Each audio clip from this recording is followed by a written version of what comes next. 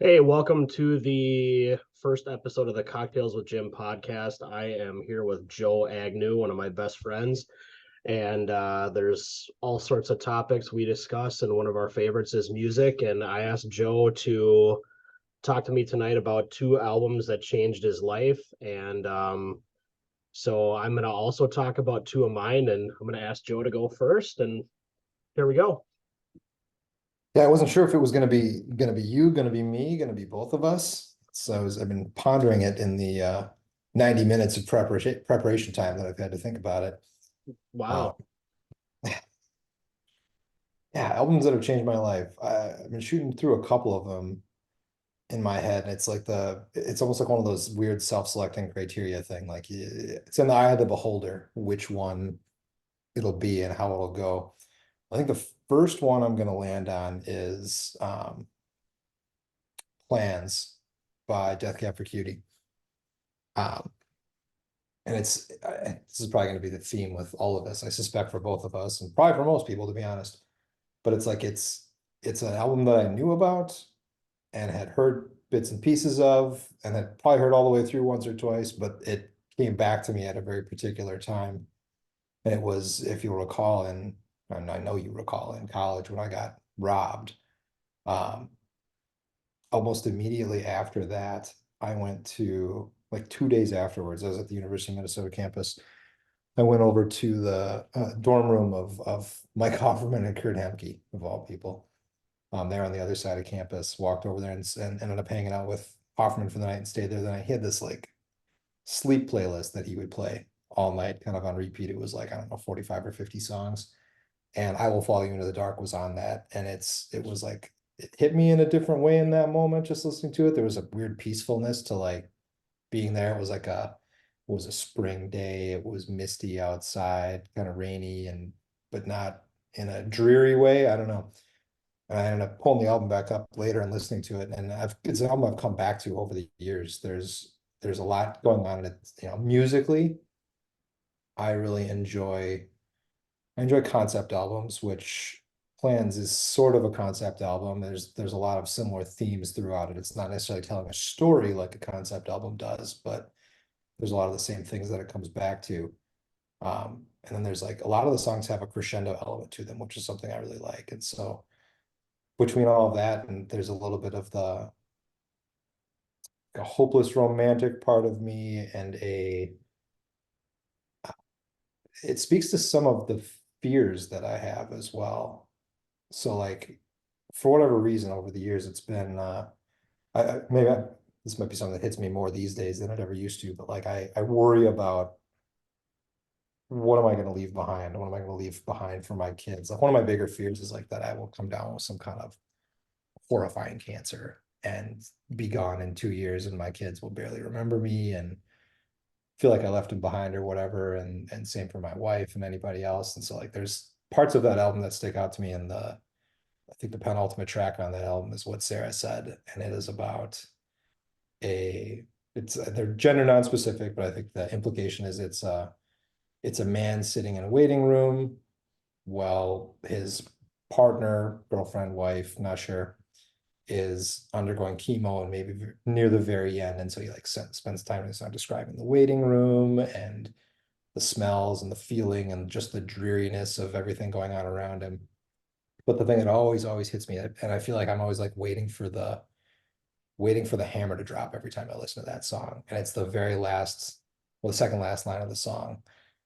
Um, when he gets to the song's title, and I remember what Sarah said, love is watching someone die. And that one kind of hammers me home when I think about what it means to be in a long-term relationship, and what it means to watch a family member die, a spouse, a partner, God help me, a kid, maybe, but that's kind of it's like this incredible pain, but you can't have it without the love.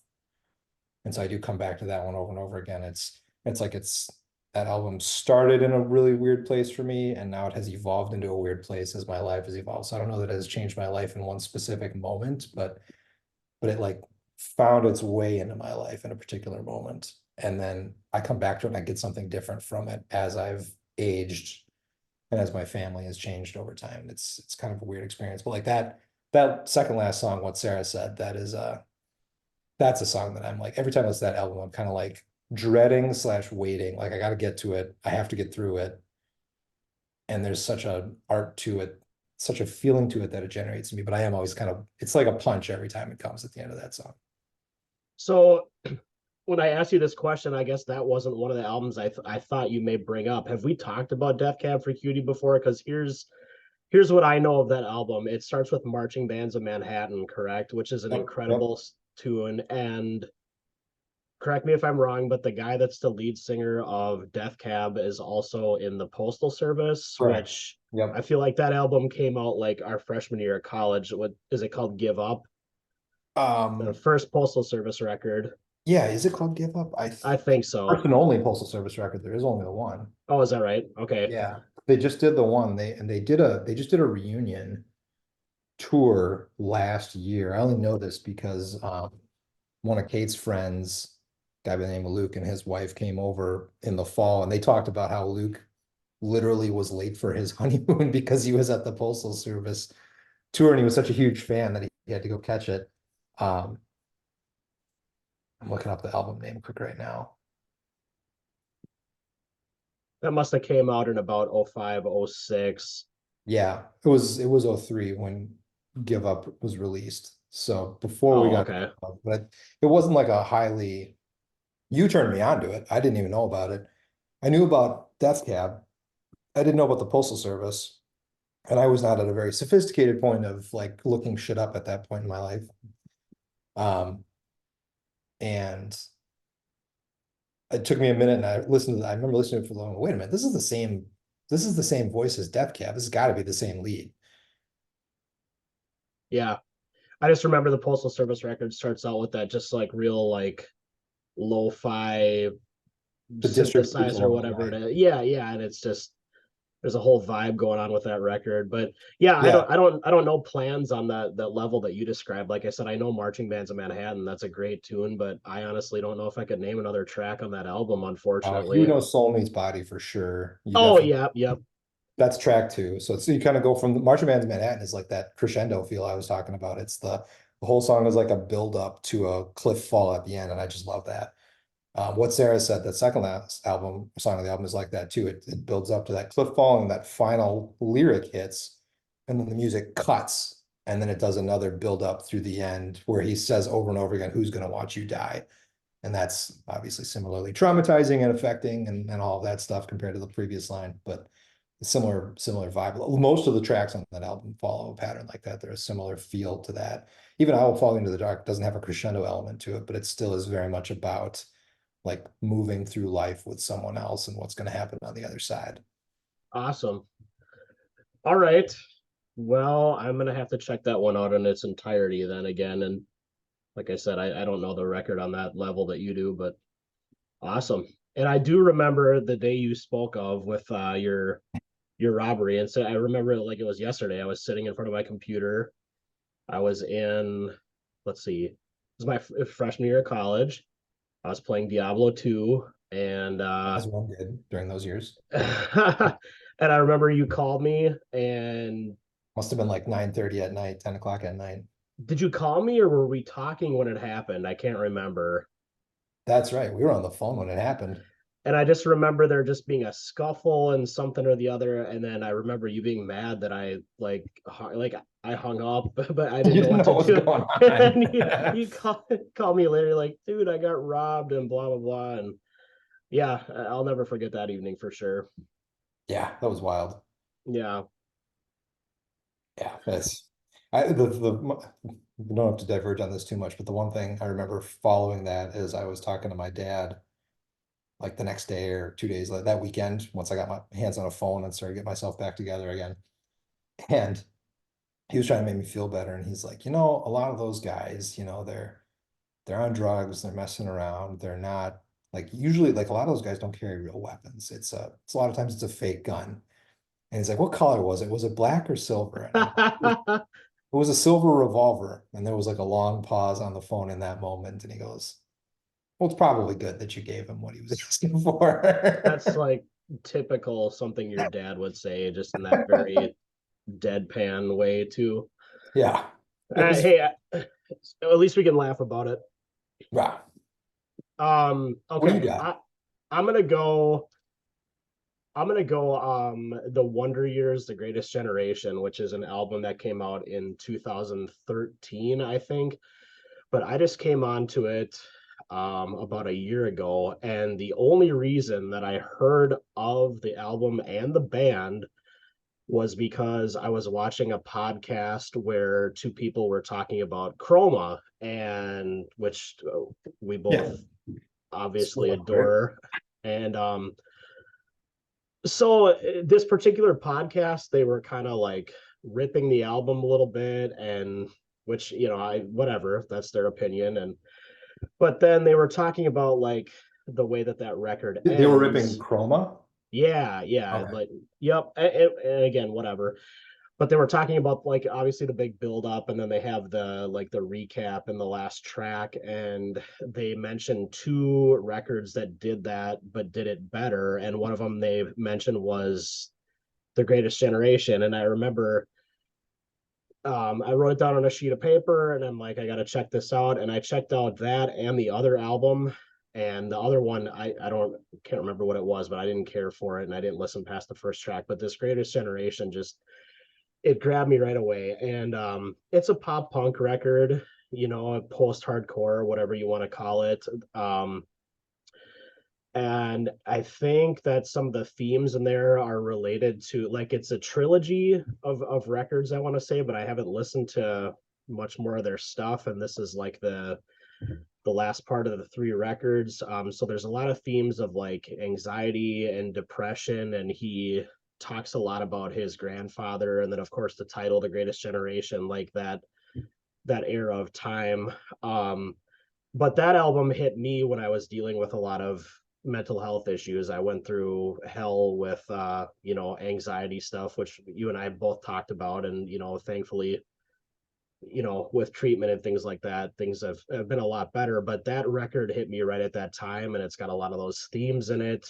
And yeah, it's just a real special album. And much like Chroma, um, it starts and it builds, and the ending is this big recap of the whole record. And it's like the last track is called I Just Want to Sell Out My Funeral. And Yeah. I think that's a line that he put on Twitter or something about when he dies, that's he wants to be remembered and this and that. And you can't, if you put that track on, you can't fully appreciate it unless you've gone through the journey of the whole record. Like it's an awesome track on its own, but you have to start from top to bottom to fully appreciate it. And it's this big build, and it's just this catharsis at the end of the record, and it is so good. um so yeah, I remember the first time I listened to it, I was in my car, and I think I was going over to get a haircut in Gaylord, the neighboring town, and I just was like, it's one of those things that hit me, and it's like this is something special. This is a record that is just going to be with me, and it's I listen to it all the time. And again, you have to go front to back or you can't fully appreciate it, and that's what I like most about it. It forces you to kind of make that commitment to it, and it's Did it. So you've told me about this album a handful of times. I finally did listen to it front to back last weekend. awesome. Yeah, I need to do it again. But the thing you called out, the build throughout the album, I felt, and then that final track, the line, I only want to sell at my funeral, that slapped out right in front as soon as I saw that title flip across when the songs were going. Like that's a hell of a line. Mm-hmm. Uh,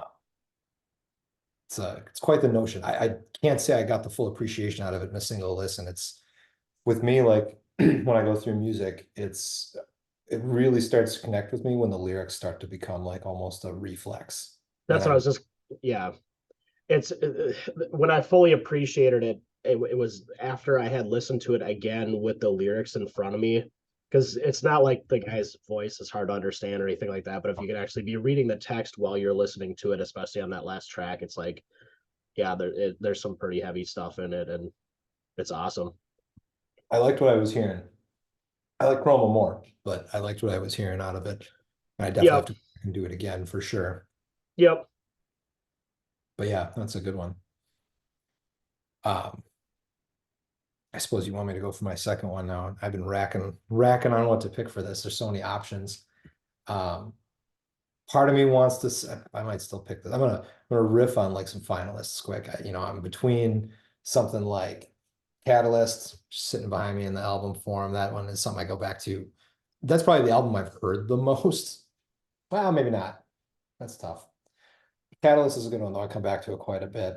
Um, Another one that I go back to quite a bit that again came to me at a particular point in my life is Cerebrellis's Little Voice. I know that's one that we don't share a lineage on in the same way as some of the other stuff, but that one is, played an important role in my life at a particular time in my life as well. And you've seen her, if I'm not mistaken, you saw her at the zoo live a few times, or you've seen her live I've seen show. her a bunch of times live. Yeah, the first time live was at the Minnesota Zoo though, and it was by myself. It was Kate makes fun. She doesn't make fun of me, but she does like to tell the story again because it was like 2 weeks before I met her. Um, so I bought a single ticket for myself, and I was there, and I was kind of in the middle center, and there were a lot of girls there that were like, I don't know, 12 to 15.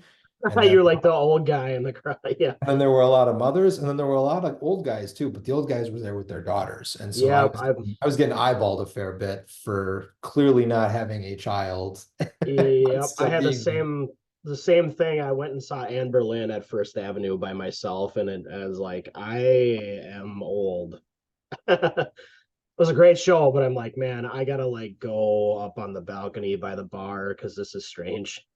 Yeah. Yeah. I think on a different night might pick Little Voice as my one, but I actually think I'm gonna go with In Keeping Secrets Volume 1, or not In Keeping Secrets, Good Apollo Oh, yep. Volume 1. Because you introduced me to Coheed and Cambria, and that was I mentioned earlier I like concept albums. They're obviously a concept band. It's That like does they have a universe. It's yeah, the Coheed and Cambria extended universe and everything. And when you brought me into that, they had 3 albums out and a like a side comic, I think, and there was still like a lot of mystery to it. But it was like that the summer before senior year of high school, I think is when you got me into it.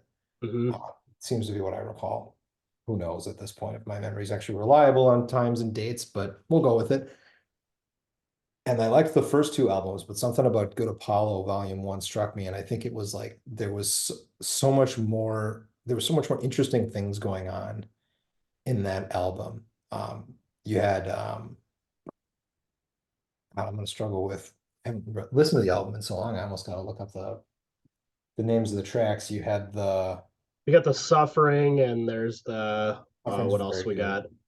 Welcome home is on that one. Welcome Home was what I was thinking of, which Welcome Home was of course on Rock Band, which drove my college friends crazy because it's a long song, and one of my college friends absolutely hated the drums on it. But he was always our drummer, so he would be playing that. Usually Dun, I would dun, sit dun, there. dun. Yeah, yeah. He's like, it's the same thing. It's the most boring drums ever. And I'm like, I don't know what to tell you. We're playing it. Uh, and that had a similar riff to was it a Van Halen song? Yeah, well, they do a lot of that, like the pinch harmonics and the squealies and stuff. I could see where you draw. I can't It's pick what. definitely a mapping to another song for sure that Yeah. Welcome Home is from. But I think like my favorite part about that whole universe was fun to unpack. And you'd sit there and I would listen to, like I said, I get into an album once like the lyrics become reflex, but it was so much more than that when I was going through Oh, those albums, you especially and Good I, Apollo. yeah, you and I would be on the phone for hours discussing like what this. I remember that. It's like we would go hard on that stuff and just Or nerd it's like out. it would be like, all right, we're gonna go drive up and down Main Street for the next 90 minutes and listen Yeah. to 2 or 3 albums and talk about it. But the other cool thing is like you can appreciate those songs on that level, or you can just take them at face value, and Yeah, and they're good that way too.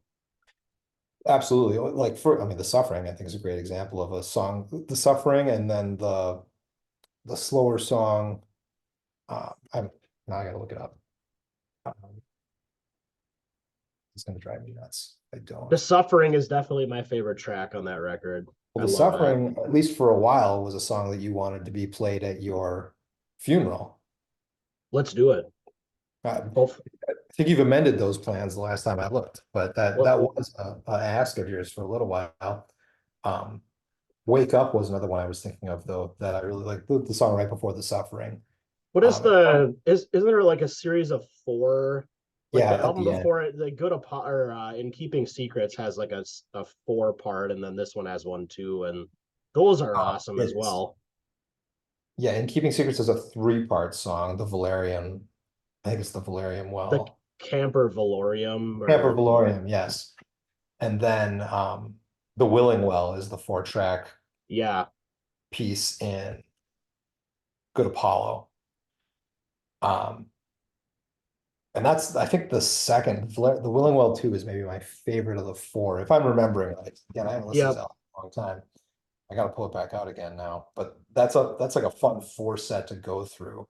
But even like The Suffering is a great song all on its own. Wake Up is a great song on its own. There's like the album has such highs and lows as it goes throughout. It's got these really serious moments where there's a war going on, and then there's these really strange moments that occur. And that's the reason I think I picked this over the other two albums. I think I like some of the individual tracks on In Keeping Secrets more, but from an album perspective, Good Apollo like opened my mind up a little bit more and made me start thinking about things in a different way because it was like the pulling out of the writer or the introduction of the writer as a character inside of it was like we're kind of like on a weird but standard sci-fi story for the first two albums and four songs. And then all of a sudden in the fifth song, they introduce the writer who's been writing everything up till this point, and we get this weird multiverse fracturing thing that starts happening. And that was just such a like high school. I wasn't like a super deep musical individual at that point. I enjoyed choral and I was vocalists, but I wasn't like super analyzing anything. And I enjoyed sci-fi, but didn't get deep into it. This was just a different concept than anything I'd seen before and like opened my mind in a different way. Um, and then all of a sudden, our conversations would progress towards where is the split in the universe, what's going to happen next. And there was like an anticipatory element to it for where the story was going to go in the next album. And the next album was kind of weak, but Whole Heat and Cambria is one of many bands I could name where I just stopped after a while. The first three records I love, and I didn't pay any attention to them after, and maybe that's bad of me, but it is what it is, and there are like four good songs on that Good Apollo Volume 2 that I do go back to quite a bit. Mother Superior is probably my favorite. But yeah, there was like the first three albums were albums that I would mhm, listen to. The fourth one was not an album I would go back to. nice. Well, I'll do some honorable mentions as well. I'm gonna go Nine Inch Nails, The Fragile is a huge album for me. I try to listen to that once a year. I have it on vinyl. The vinyl pressing of it is awesome. Let me think what else. Yellow Card Ocean Avenue was big for me in high school. Fair Writing to Sounds is on Midland. my honorable mentions list. Okay, and that's not one of my favorite Yellow Card records, but Yeah, that's cool.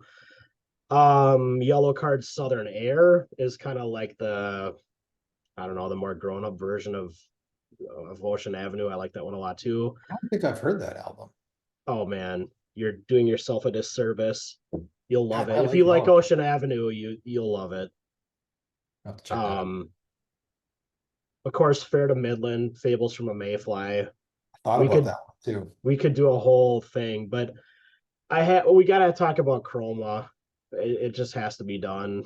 So Cartel I Chroma, Yeah, I kind of figured I knew which two albums you were going to come with tonight if you were coming with albums. yeah, we have to discuss that record and try to keep it to 10 minutes because I'm on a free trial of Zoom here. So okay, Chroma, let's see. Came out in 2005. I heard Chroma my junior year of college, which would have been 07, 08. I'm Yeah. not sure how I stumbled across them. I think they were doing the Band in the Bubble thing on the follow-up record, and maybe I heard Yep. of him then, but that album, that was like the soundtrack of that year of college, not only for me, but like every my roommates and everybody that hung out at my house. That album was on repeat You spread it constantly. to me pretty quickly.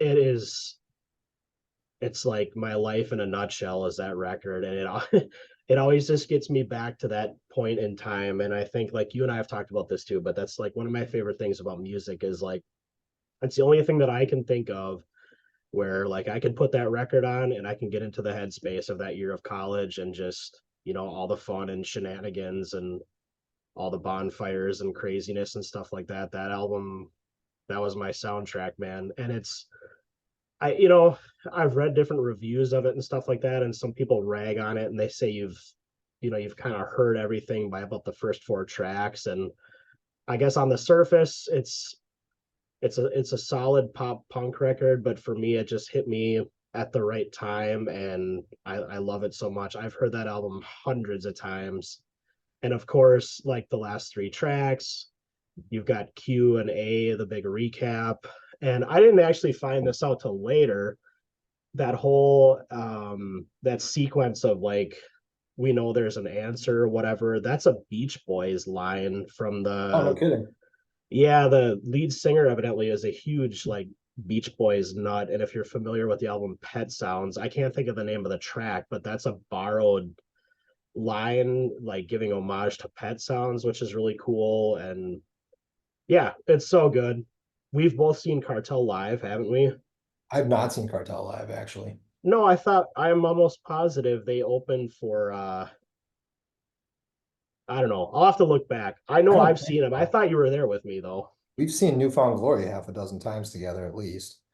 Um, Well, let's check on that later, but yeah, yeah, Chroma, I guess if I had to pick a favorite album of all time, I would have to say that's it.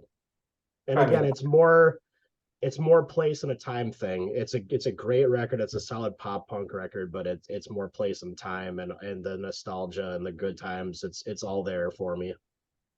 I you turned me on to Chroma obviously about the same time, and I took to that album immediately. And for me, it's like I like a good vocalist, so that's the first thing that stuck out to me was I liked the lead's voice, and it made it easy to understand, able to pick up the lyrics pretty easily, and then also kind of that hopeless romantic part of me. There's a lot of hopeless romantic going on in that album, which really speaks to me.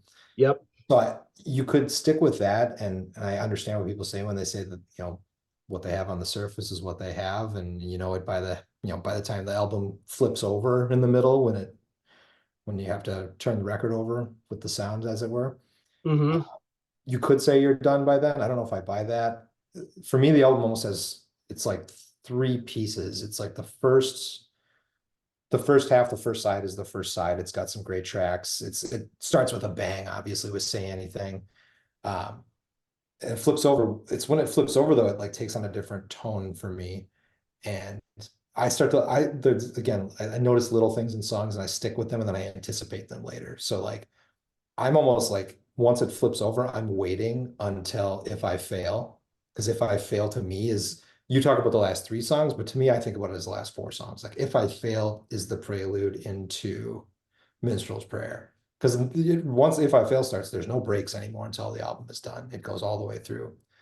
And If I Fail is one of those ridiculous, hopeless romantic songs where it's like, I got to try something no matter what, even if it doesn't work, I got to show what I got. And that speaks to me and some of the stupid things I've done over the years in the name of such things.